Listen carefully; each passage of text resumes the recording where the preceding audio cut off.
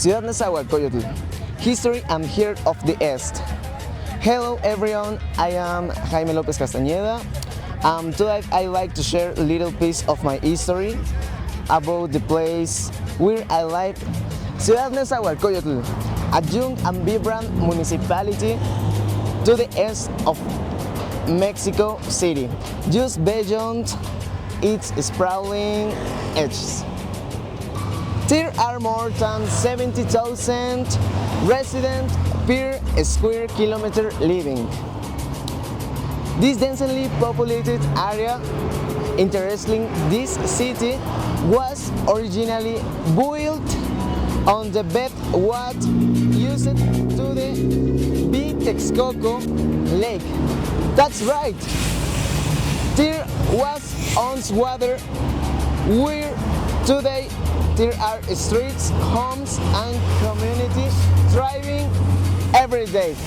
The history of this municipality begins of the 1914 when workers from various Mexican states started immigrating to the area. They were looking for jobs near the capital city despite facing many difficulties such as the lack of basic services and the illegal sale of land. These newcomers bravely formed their own community, shaping Neza's future step by step. By 1953, the government formally stepped into the urban plan of the land. However, service remained scarce. 1963, that there was an official declaration establishing Nezahualcóyotl as a municipality. Nearly 10 years later, the city began to transform thanks to the improvements in the streets, lighting, pavement, and infrastructure, making the city more livable than before. The name Nezahualcóyotl comes from the Nahuatl language and means fasting coyote or hungry coyote.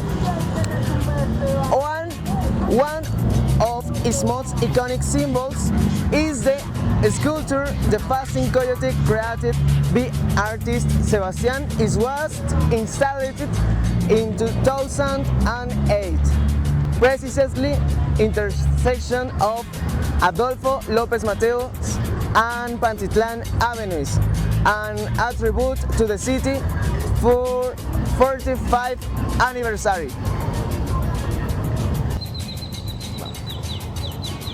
Another landmark that deserves attention is Neza 86 Stadium. It was inaugurated in 1981 under the name José López Portillo Stadium and later renamed in honor of the 1986 World Cup. 3 trailing group stage matches were held here with national teams like Uruguay, Scotland and Denmark.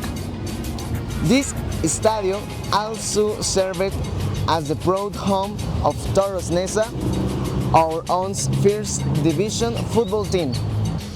Sadly, the stadium has suffered from structural flaws since its original construction. Because of such issues, there is currently a capacity or limit of just 10,000 spectators, seated only on the home side in grandstand, although intended capacity was over 30,000.